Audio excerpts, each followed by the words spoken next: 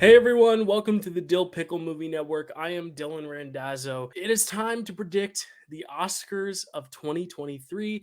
This year has flown by so fast. I feel like we were just talking about Coda versus Power of the Dog, and now all of a sudden we've got all these new contenders emerging. It's quite wild that the frontrunner in a lot of these categories is this film behind me here, Everything Everywhere All at Once, and it premiered at South by Southwest the same weekend, I believe, or the weekend after the Oscars last year. So this is a weird year where films that are being nominated this year have been in the cycle for a long time now. I mean, Top Gun came out in the summer, Elvis came out in the summer, and these are the movies that are not just going to win an award, but maybe win a few. And we'll talk about it category by category. I've kind of broken these predictions down into three subcategories. One is my near locks. These are categories that I feel pretty confident in and that I don't really need to elaborate on very much. There are 8 films in that realm for me right now. And then at the strong frontrunner tier, this is basically the 10 categories where I think there's a clear strong frontrunner, but there is definitely potential for upsets. Like, I'm not going to say,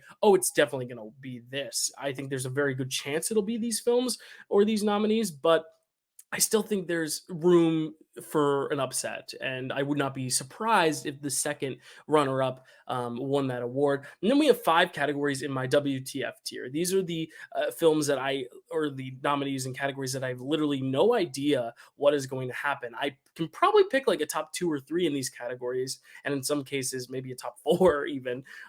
But to say that there's a clear frontrunner, I think would be lying for those 5 categories. And oddly enough, 3 of those 5 categories are acting categories. And I think that's what's so exciting about this Oscars is that there are so many categories that are so far above the line that are up in the air. Usually you'll get like the short films will be up in the air, maybe like some of the tech categories, but this year some of the heaviest hitting categories are the most unpredictable. And I think that lends for a really fun Oscar night because these are also the nominees that most people have seen more of because these are the big celebrities. These are the movies that are drawing more people in. More people are putting everything everywhere all at once and Elvis higher on their watch list than they are maybe some of these smaller films or films that are only nominated in one category, like the documentaries or the international films. That's not to say the international films or documentaries aren't as good as some of those other bigger Best Picture contenders. In fact, I think some films that are nominated in films like short film, animated film, are better than a lot of the Best Picture nominees this year. But I think that just goes to show that it's been a strong year in general. So here we go.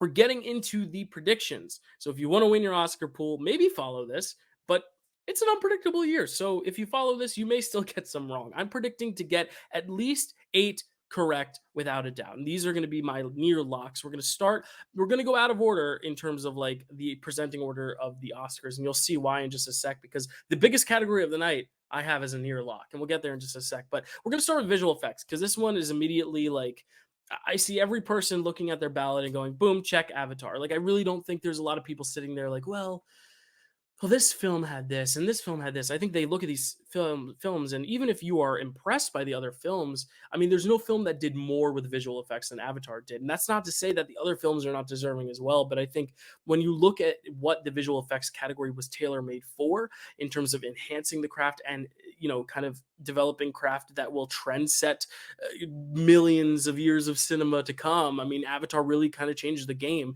in that sense in terms of the technology that was built to make the effects in the first place. And yes, Top Gun's an amazing use of practical effects and all quiet, really great effects with the war stuff. But I really think there's no question Avatar's winning this one.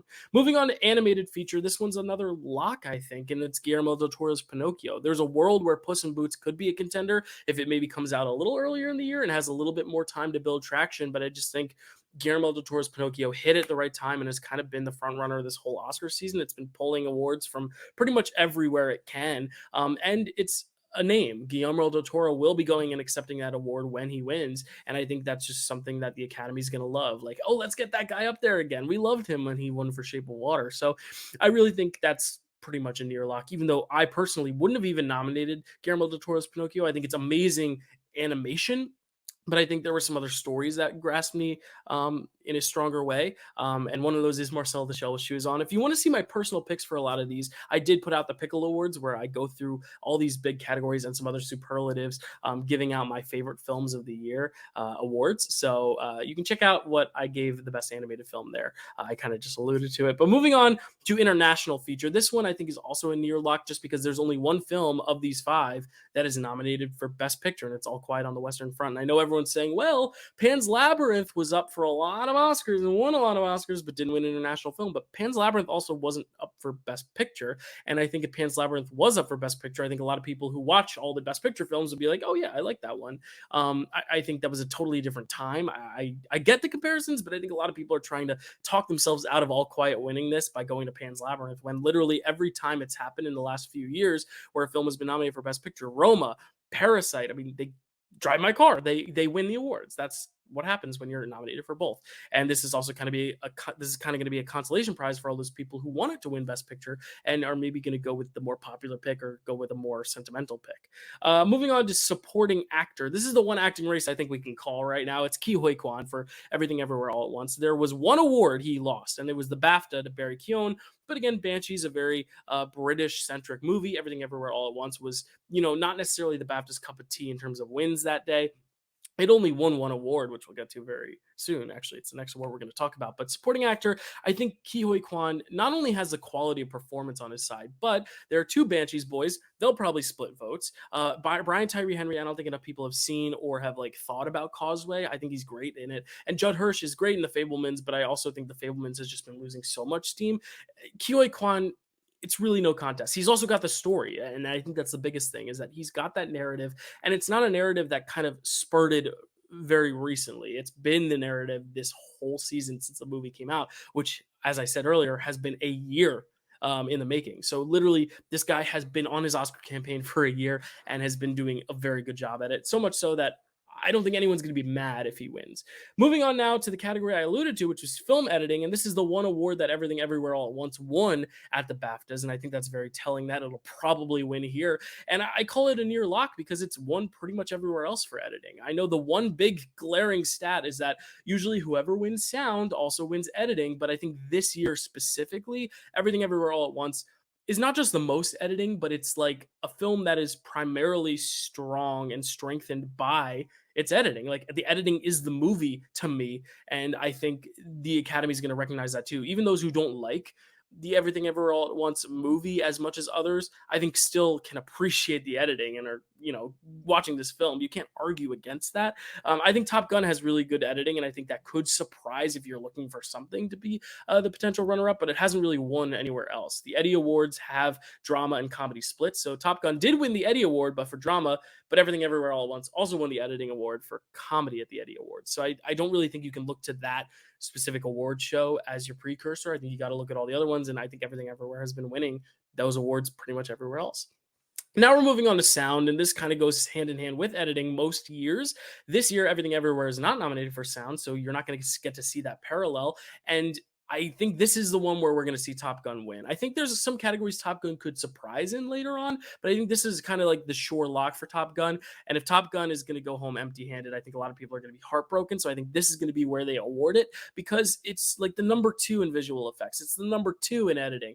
And this is the one where I think it's the confident number 1. I don't really want to elaborate too much on it. The next one is Best Director. And this is a pretty big, heavy hitting category, but I think by now it's kind of a near lock that the Daniels are going to win this one. This is an award that usually goes to the sweeper of guilds throughout the year, and the Daniels have won pretty much everything they needed to. The only thing they really didn't win that was high profile was the Golden Globes, but the Golden Globes is such a smaller voting body and doesn't really have a lot of parallels to the Academy. Same with the BAFTA. They didn't win the BAFTA, but again, the BAFTA, it's a different voting body. It is a big voting body, but it's a different voting body. And I think the American audience is just going to be a little bit more responsive and in enjoyment of Everything Everywhere All at Once. And I think these guys are just so impressive. They've done a lot of great campaigning. Steven Spielberg has a great story as well, but he's already won 2 directing Oscars. It's not like you need to give it to him because he's overdue. It's just that this is his most personal film. And I would love to give it to Steven Spielberg. I'd love to see him win it, but I think this year the Daniels have been the story, especially as of late, and I think they're going to win this one. And then the last one I have in my near locks category and I'm going to talk about it now, even though it's the biggest award of the night, is Best Picture. And this is one of those things where, yes, another film could win. There's nothing that's a sure lock. But I think the nearest lock you can get to a Best Picture in recent memory is probably Nomadland, and then second is probably this. I mean, I really haven't felt this confident about a Best Picture winner, and that is Everything Everywhere All at Once. I think it's going to win. I just don't see. The problem is, I think there's an argument to be had for it not winning because I think it's a movie that's not necessarily going to appeal to all the older voters, some who are going to be a little off put by some of the humor. But at the same time, I don't really know what the strong number two is because All Quiet, it won the BAFTA, but only one international film has ever won, Parasite, and no Netflix film has ever won. So why am I going to put my confidence in a Netflix film winning when literally last year a Netflix film had the most nominations, Power of the Dog, and couldn't win? I don't think All Quiet is going to be stronger with the Academy than Power of the Dog would have been. So that's kind of what's holding me back from picking All Quiet. Banshees is something I'm considering as a strong contender, but I think it's slipping in some of the categories it was contending in earlier in the season, like we'll get to with actor and screenplay, where I don't really know what other awards it would pick up as part of its package. And usually if you win Best Picture, you have a pretty substantial package of at least director and or screenplay and maybe an acting award. Like Coda didn't win a ton, but it won screenplay and supporting actor, which was a pretty nice package when it won Best Picture. So I just don't see Banshees getting that package and getting that full support. And it is a film that is not necessarily hitting for everyone. It is a little bit more subdued. And then I look at other films like the more popular ones, Top Gun and Avatar, but Top Gun and Avatar haven't really won anywhere. They're very, very popular films, but at the same time, although it may be popular enough for people to put it higher in their ballots, I think there's enough people who are going to say, it's popular, it won the money, that's its prize. Let's go for something a little bit more artsy. So I really don't think those are going to win either. I think it's really tough. I don't really know what the real runner up would be. Elvis has a lot of support, but it hasn't won anywhere else either. Like, I really think Everything Everywhere just makes the most sense. And even when I talk myself out of the Everything Everywhere support, I can't really think of a strong number two. And I think based on that alone, I think the ballots are just going to be all over the place, and Everything Everywhere is just going to get the most number ones, and may not even need to go to the preferential ballot system of eliminating the bottom person and distributing the votes. If you don't know how that system works, there's a lot of great videos out there on YouTube that go through the Best Picture process and how that works.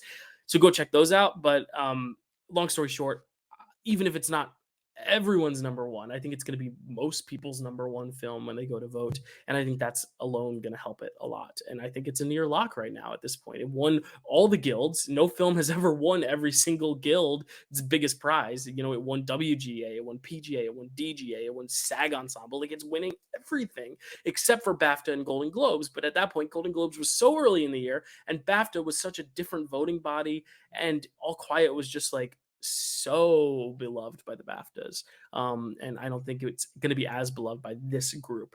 So we're moving on to our strong frontrunners. These are the categories where I think there's a substantial frontrunner in the category, but I think there could be room to surprise. I'm not saying it's an 100% confidence pick. This is more like my 75 to 80% confidence picks. And I'm starting with production design. I'm fairly confident Babylon's going to win this. The only thing preventing me from saying it's a sure lock is because Babylon itself is not as well loved as some of these other films. And I think if they're just looking at an overall ballad, they may not be drawn to Babylon if they haven't really thought about the actual production design. But if you look at the production design, you think about the production design, I think it's super strong. I think the only film that could maybe surprise is maybe Elvis, because it's got, the Baz Luhrmann flair. But again, I think Elvis is also taking place in a lot of like actual places. You're going to Vegas, where I think production design in Babylon, yes, it's taking place in a real place, but you're building these sets for these movies that don't exist. You're creating something new from scratch. And the fact that it's so long and it takes place in so many different locations, that's kind of the argument for Elvis as well. But I think Babylon's got this one. It's been getting a lot of the Guild Awards. It's been winning production design pretty much everywhere. Critics' Choice, BAFTA, I believe. Actually, no, I don't think it went to BAFTA.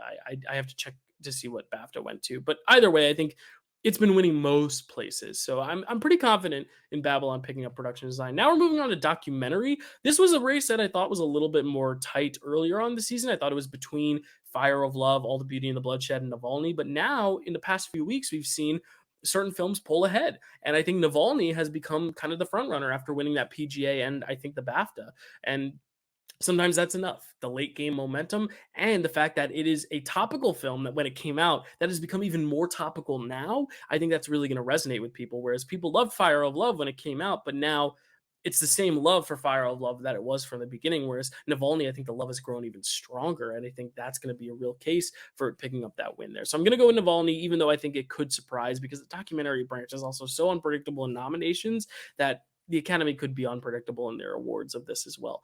Moving on to original screenplay, this is one where I thought it was going to be Banshees for a long time. Banshees of Inisherin, because Martin McDonagh has not won in this category. He was the front runner for 3 Billboards, and then Get Out was just getting the steam, and Jordan Peele beat him. And I think that was deserved. I like Jordan Peele's script a lot. But the same thing's kind of happening here where Martin McDonagh kind of took off, and then all of a sudden just everything everywhere is winning everything. It's winning all these awards for screenplay.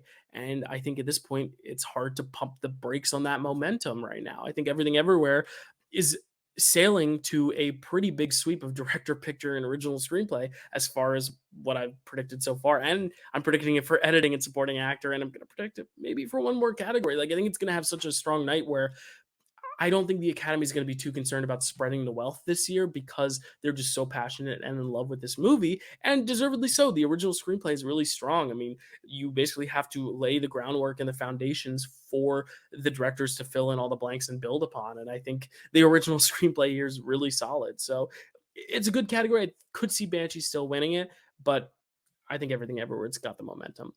Moving on to original score, original song. Sorry, original score we're saving for later because who knows what's going to happen there. Original song, everyone would kind of point toward Not To being the front runner, and I would agree. The only hesitancy is that it's not nominated anywhere else. And sometimes you see, like a few years ago in 2020, when everyone was like, oh, it's going to be the song from One Night in Miami. And then it went to the song from Judas and the Black Messiah because Judas and the Black Messiah was a Best Picture winner, or a Best Picture nominee, sorry. But it was a Best Picture nominee, so there were more eyes on that film in general. And I'm worried that that'll happen to RRR, where some people are just not watching it because it's not on the top of their watch list, and they're watching films like Everything Everywhere All at Once before that, and maybe going for the David Byrne song, or going for Top Gun. This is another one where I could see Top Gun maybe getting this one for Lady Gaga. Also, it's Lady Gaga. That's a name. Also, Rihanna. Black Panther Wakanda Forever is not nominated for Best Picture, but Rihanna is such a big name. She just performed at the halftime show in the Super Bowl, and this is a film written for Chadwick Boseman's memory, written by Rihanna and Ryan Coogler. Like, that has a narrative, that has a story. But I still think enough people are going to vote for RRR. And I think, knowing that this is going to be the big, like, non-diegetic song of all of them, where like a lot of these songs play over the credits, and this is the credits, and this is the one where, you see it in the action of the movie, and there's a dance that goes along with the song. I think it's going to stick in people's brains. I think people are going to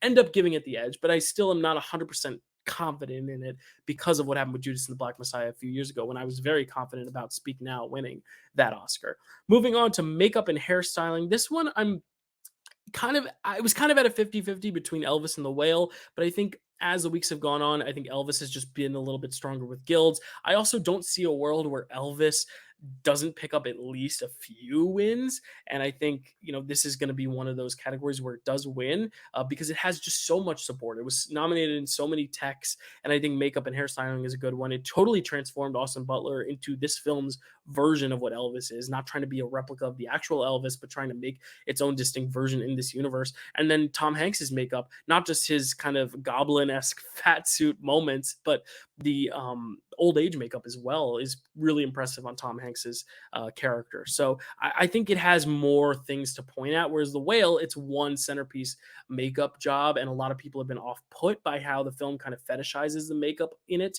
in the way it sometimes frames this fat suit. And I know it's trying to frame a person, but when you're watching it as an Oscar viewer, you're looking at it as, wow, this is makeup. And some people have been a little off put by the use of makeup and trying to transform this character, to where Elvis, I think it's a little bit more tasteful. And I think the Academy is going to agree. Elvis just has more support in general. And we're going to talk about that when we get to Best Actor too. But we see Best Actor in makeup and hairstyling kind of pair up a lot. Gary Oldman in Darkest Hour won Best Makeup. You kind of see that parallel sometimes. And I think this could be a case scenario where if we see The Whale win this one, I think it's pretty safe to say Brendan Fraser will win Best Actor. But I think if we see Elvis win this one, it could be a good indicator that Elvis wins Best Actor. So I think this is going to be a fun category to look at to predict another thing. We saw it last year with Jessica Chastain as well, Eyes of Tammy Faye, makeup and actress. It happens. So I'm predicting Elvis here because I think it just has more support in general. Moving on to costume design, this is another one where I'm going to predict Elvis. This is another one where I think people are considering Black Panther Wakanda Forever, but having a Best Picture nominee is always going to give you an extra oomph because more people are going to be looking at it in a bigger spotlight. And I think Elvis has that over Black Panther. And I also think Ruth E. Carter, she's amazing, but she won for the first Black Panther. And I don't know if they're necessarily going to award her back to back. I have to check the stats and see how often a person will win multiple tech awards for the same film. I know it has happened, especially in like visual effects and stuff like that. But for costumes, I know there's a ton of new costumes for sure. But some people may say, well, she got rewarded for creating these amazing Wakandan costumes once.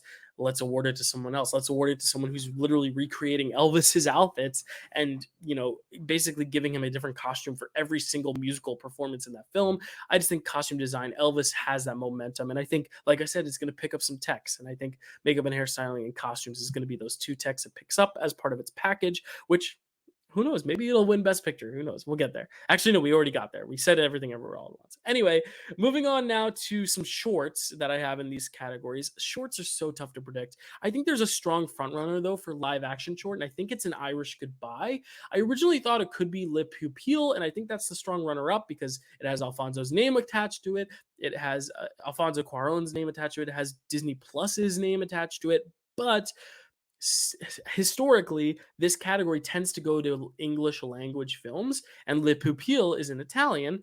And I just worry that more people are going to gravitate to one where it's in English, and I don't think that's how we should judge merit when it comes to awards, but it's just a trend, and we have to pay attention to trends. And I think An Irish Goodbye is in an English language. It does take place in another country, but it's not in subtitles. And I think Banshees is so strong this year, and a lot of people are watching Banshees are finding parallels in the style of humor to An Irish Goodbye. And a lot of people are saying, oh, that was sweet. That reminded me of Banshees. It was a nice little companion piece. Yeah, I'll give it the win. It's a feel-good film. It's a funny film. It's kind of got everything you need, where some of these films are kind of dark or they're completely, 180, almost too sweet. Like Le Pupille is a little too sweet at times, whereas I think An Irish Goodbye finds that balance. It could be any of these, but I think An Irish Goodbye is the front runner. Moving on to animated short, again, I think there's a clear front runner, but there could be multiple different things. The Boy, the Mole, the Fox, and the Horse.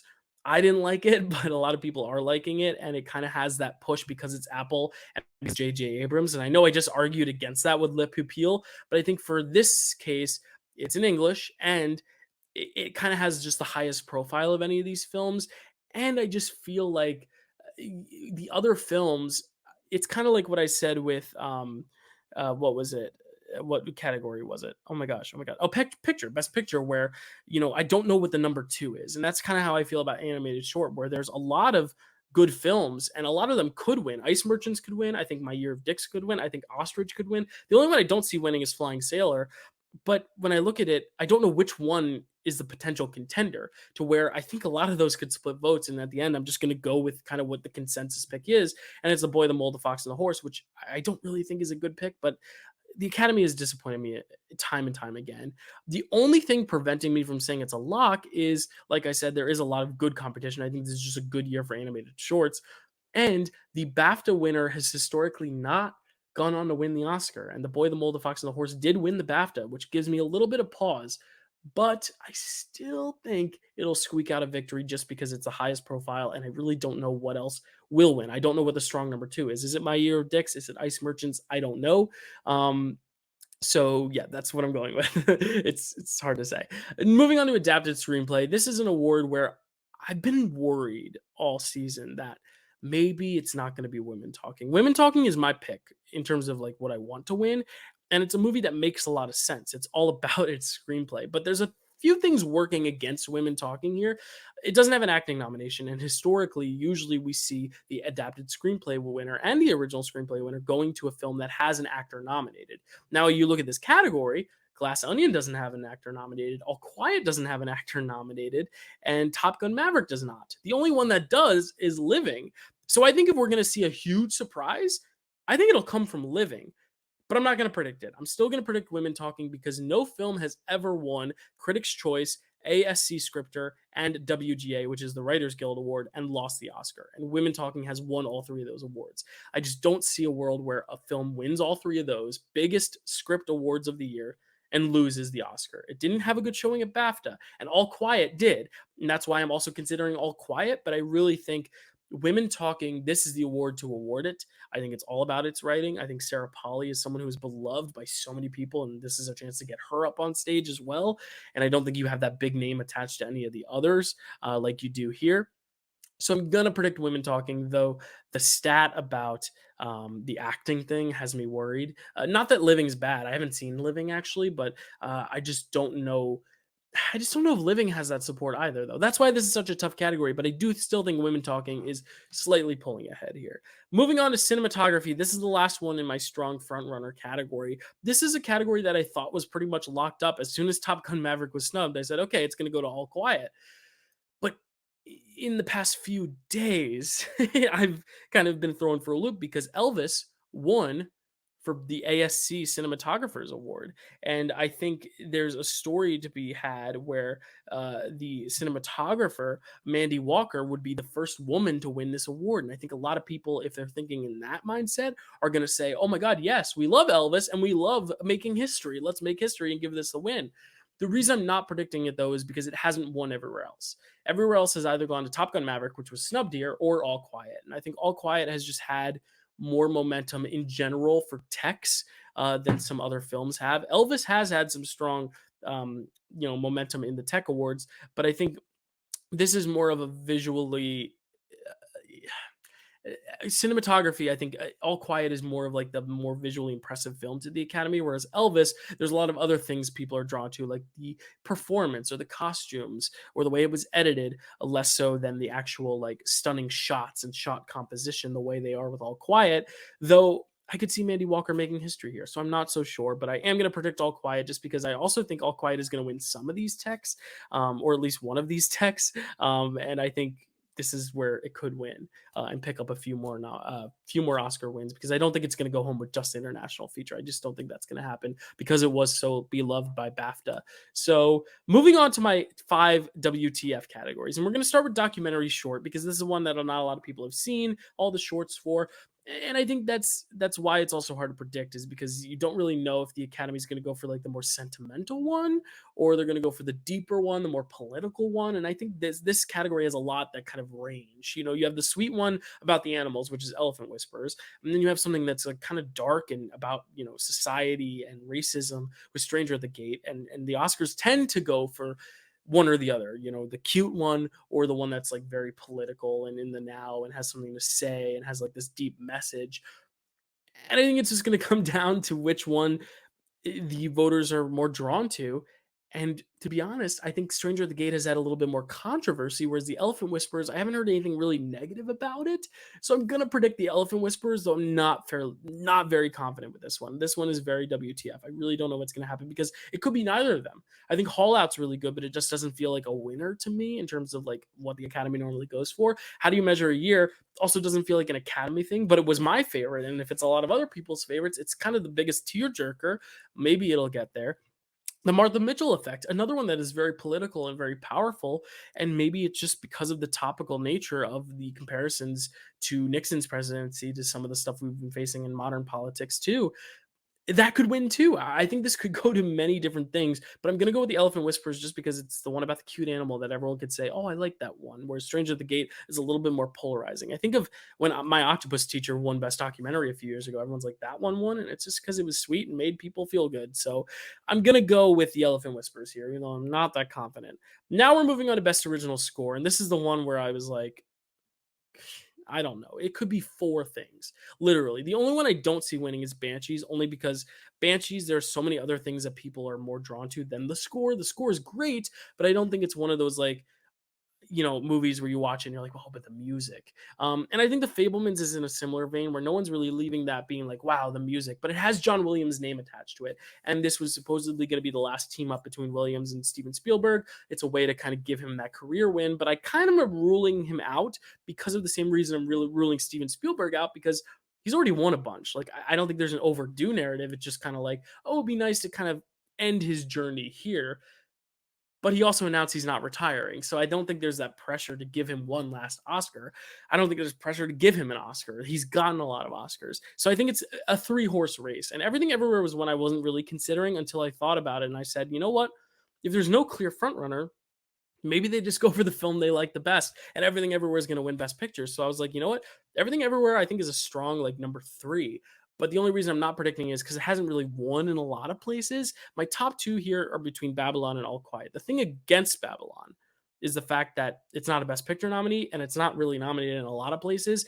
And to see a film that's not nominated for Best Picture win a bunch of awards is kind of rare. Ma Rainey's Black Bottom did it a few years ago, where I believe it won 3 awards or 2 awards. Babylon could. I think it's going to win production design, but for it to win production design and score and not have any support in any of the above line categories for acting or screenplay or director or picture, I think it'd be kind of rare. But we haven't not seen that. I mean, Gatsby, which is also a Baz Luhrmann film, oddly enough, Elvis, a Baz Luhrmann film.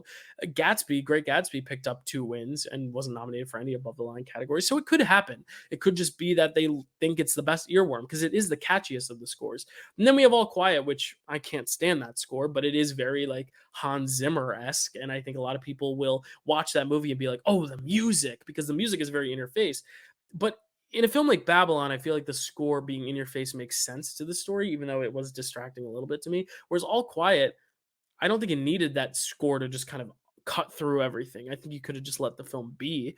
And I could see some people being off put by it. But I think what's working for it is because there's a lot of support for All Quiet in general. And this could just be another category where they're like, oh, we want to give it another award. Let's give it original score. Because right now, I only have it winning international feature and cinematography. And I think All Quiet's going to pick up a few. And I think this could be another category it picks it up in. So between the two, Babylon and All Quiet, I'm going to go with kind of looking at the stats of the previous award shows, and Babylon has only won the Globe, and the Globe is a small voting body. All Quiet has won the BAFTA. It's won some other awards places. I really think it's kind of getting a little bit of momentum here. And while I could see it still going to John Williams or still going to even the Banshees or Everything Everywhere All at Once score, it's a 5-way race. It really is. But I'm going to go All Quiet because I think there's just more support for that film than there is for Babylon. And I think the other 3 scores are just not going to get as many votes as those two. So I'm going to go All Quiet, even though a lot of people are predicting Babylon still. I'm going to kind of go out on a limb because I've got to be different somehow. I can't just be what everyone else is predicting all the time. Speaking of actor, a lot of people are predicting Brendan Fraser because he's got that narrative. But he was awarded in places where that narrative was very strong. Critics' choice. It's critics. They love him. They like The Whale. The critics like The Whale. Looking at SAG, that's a bunch of actors. They respect Brendan Fraser as an actor. He's a veteran, whereas Austin Butler is a newcomer. Austin Butler, though, has won at BAFTA, where if you look at those voting bodies, SAG is just actors. Critics is just critics. BAFTA is a huge voting body that kind of mirrors the Academy in some ways. And I think BAFTA in general was more drawn to Elvis and voted for Austin Butler. And I think the Academy is much more drawn to Elvis than they are The Whale. I think it could just come down to Elvis having more support in general than The Whale having support. And I know Brendan Fraser has that narrative, but his speeches have been really good, but Austin Butler has also still been winning things. And Austin Butler has also won a few of the Critics Awards. Like, I really don't necessarily think Brendan Fraser has it locked up. Now, can Brendan Fraser win? Yes. Is he maybe going to win? Yes. I think it's like a 51 to 49% chance. I think it comes down to those two. I know some people are throwing Colin Farrell in the mix, but I think Colin Farrell really needed one big award like BAFTA to win. He won Golden Globe, but it was in the comedy category where he wasn't competing with Butler or Fraser. I think he needed to beat Butler or Fraser at one of these awards to be a contender for the Oscar, and I just don't think that happened for him, unfortunately, because I really like his performance. If I'm going to award one for myself, I would have picked Paul Mescal. I think he's amazing in that movie, but there's no chance he wins here. If I'm going to go between Fraser and Butler, though, I'm going to go Butler. I just think when you look at acting races, it's very, very rare when there's a split between BAFTA and SAG that they go with the SAG winner. I think normally we see the BAFTA winner win out. Now, if a person wins both BAFTA and SAG, doesn't matter. But in the case where one will win the BAFTA and one will win the SAG, they tend to go for the BAFTA more than they do the SAG. Now, I know I picked Ke Huy Quan over Barry Keoghan, and Barry Keoghan was the winner of the BAFTA. I know that's going against what I'm saying, but in that sense, Ke Huy Quan has won everywhere else. Whereas here, I think it's been kind of even between Butler Fraser. So in a tiebreaker, I'm going to go with the BAFTA because I think it's the more resemblant voting body of the Oscars. I know I'm kind of recycling reasonings and kind of going against them in later categories. And I'm going to go kind of against that philosophy in actress as well, because this category, if you look at it, Kate Blanchett has won almost everywhere that has previously predicted this award. She won the BAFTA, she won the Critics' Choice, she won Golden Globe. Yes, Michelle Yeoh also won Golden Globe, but it's another similar thing of she was competing in the comedy category. And Michelle Yeoh wins SAG, and a lot of people are saying, "Oh, she won SAG, she's gonna win." And if you look at the outline of the entire race so far, Kate Blanchett is far and above ahead of Michelle Yeoh in terms of wins. Like I think Kate Blanchett on paper is the obvious winner. Though last year taught me with Coda and Power the Dog that you can't just go on stats. You can't just go on stats. And part of me is just thinking that Michelle Yeoh is rising at the right time. Kate Blanchett kind of had a little controversy because of the To Leslie stuff and the Andrea Riseborough. She also said at the Critics' Choice that she didn't want to win the Oscar. She was like, I don't need another one, guys. Like, vote for someone else, spread the wealth. And I think some people are going to take that to heart. And you have someone like Michelle Yeoh, who has been a veteran, not just for American cinema, but for international cinema and just an icon in cinema in general, a genre defining star for the action genre.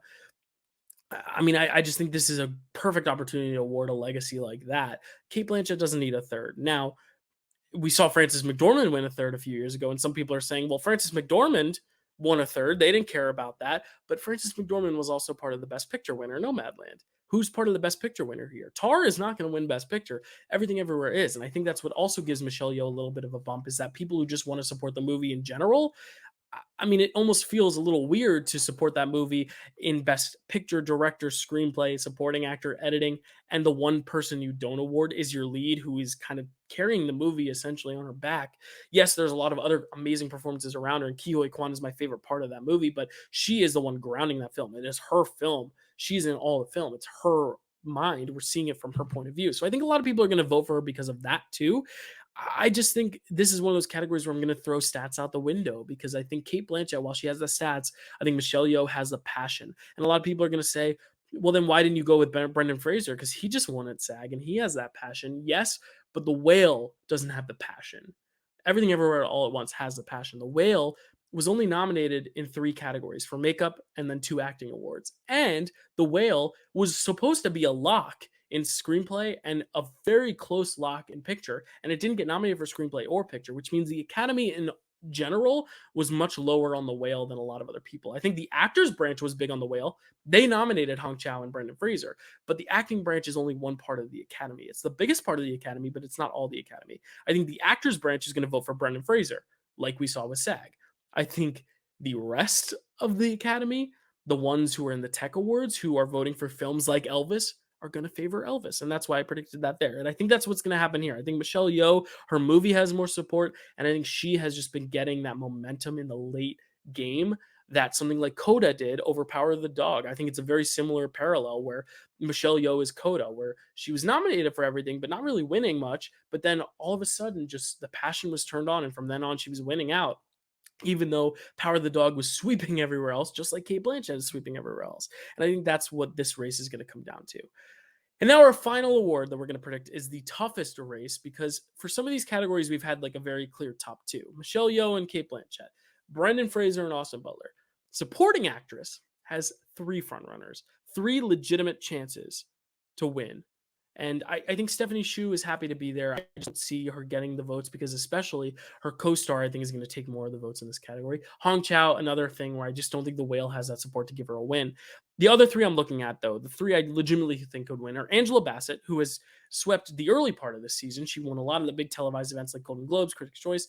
Kerry Condon, who won the BAFTA and who, Banshees is very strong with the Academy. And then Jamie Lee Curtis, who's going to be part of the Best Picture winner, and she just won at SAG. And she's a career nomination. And so is Angela Bassett. Her and Angela Bassett have the career thing behind them.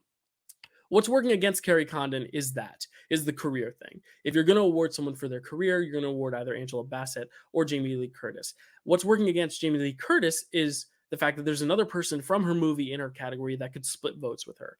And because she only won at SAG. She's won some critics awards, but she's only really won a big award at SAG. And I just don't see a lot of cases where the only thing someone wins is SAG. Even Michelle Yeoh, who hasn't won a ton, still won Golden Globe and SAG, whereas Jamie Lee Curtis has only really won SAG and a few critics awards. So I just don't know if she's gotten enough to win that. Now, Angela Bassett and Kerry Condon. Angela Bassett, what's working for her The legacy, the passion, and the performance. The performance is great. It's a scene-stealing performance. Carrie Condon has a great performance as well, and she's in more of the movie.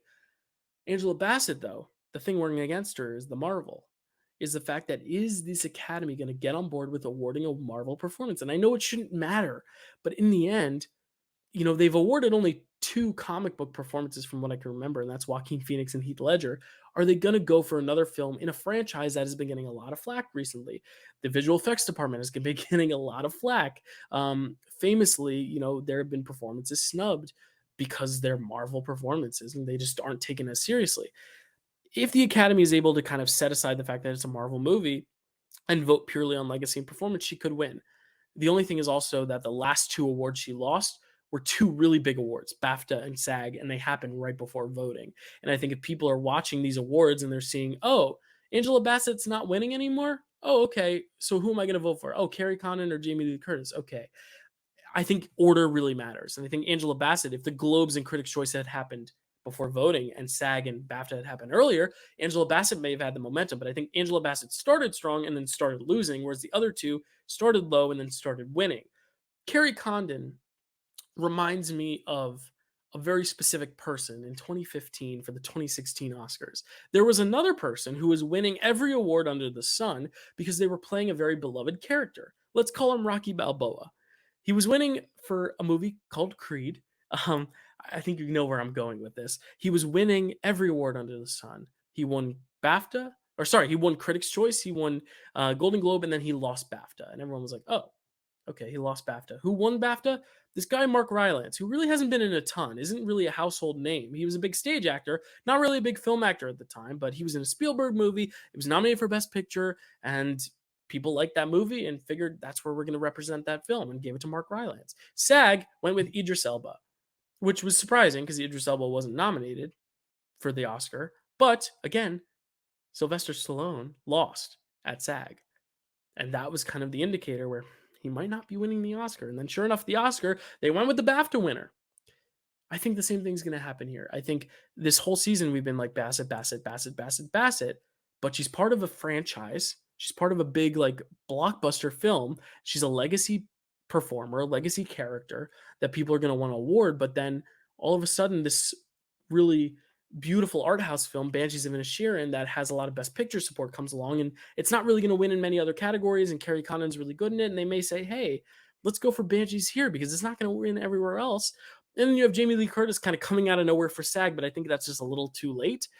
I think Carrie Condon's going to win this one. I really do. I just think in my gut, Banshees is not going to go home empty-handed. A film like Banshees does not go home empty-handed. I think this is where it's going to win. I think Black Panther, if it had gone into Best Picture, I would have said, sure, yep, Angela Bassett's a thing. But I think it's the same thing with Creed, with Sylvester Stallone, where he's beloved. He was playing a beloved character, but ultimately the movie just didn't have as much support as Birds of Spies. Just like I think Black Panther Wakanda Forever doesn't have as much support as the other 2 films.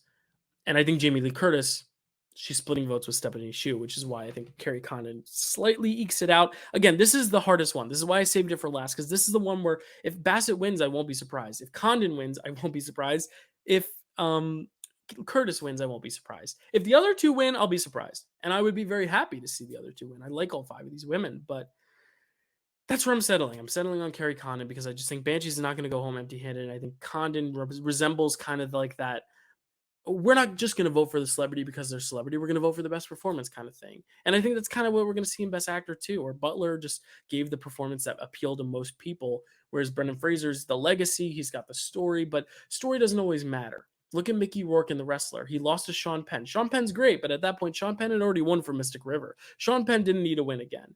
Who was probably going to win that? The Wrestler, Mickey Rourke. But The Wrestler wasn't nominated for Best Picture, strike one.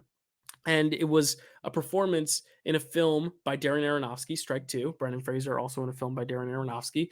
And Darren Aronofsky is not always hit with the Academy. He's very hit or miss. Black Swan was his only real hit in terms of winning a lot of awards. Yeah, I'm going Condon. Condon, Yo, and Butler. And I don't feel confident in it. I don't. But that's the Oscar predictions. That's what I'm going with. So if you're filling out your ballot as you go along, those last five, you can go with something else because I really think it could be any of these films or nominees for those five: supporting actress, actress, actor, score, and documentary short. Everything else, I think, is either a strong frontrunner or a lock. Again, I think picture and director, which are the two biggest awards of the night, are honestly some of the least anticipated, least suspenseful. I think those are kind of set in stone. It's all those acting categories that are going to be kind of like the talk of the town, the most exciting to see, especially because supporting actors is probably going to happen fairly early in the night. So it's going to be kind of interesting to see. But sure enough, there we are. There are the Oscar predictions. We're coming in right under 45 minutes. So thank you guys so much for watching. Stay tuned where I will be posting a video about the Oscars once they happen. And then later next week, I'll be posting an episode of Picture This with my co-host Chad Webb, where we will review all 10 of the Best Picture nominees. So if you're wondering, Dylan, we haven't seen your Fablemans review yet, or Dylan, did you ever do a Top Gun Maverick review? Or Dylan, you haven't talked about Avatar. Do you like it? Do you hate it? You'll find out on that episode. And I can't wait to talk about that with Chad. And that's all I have right now. I'm tired. It's a lot going through all these stats. It's very, very, very tiring. But there you go. There you are. There you are. Have a good night, everyone. Thank you so much for watching. And may the odds be ever in your favor.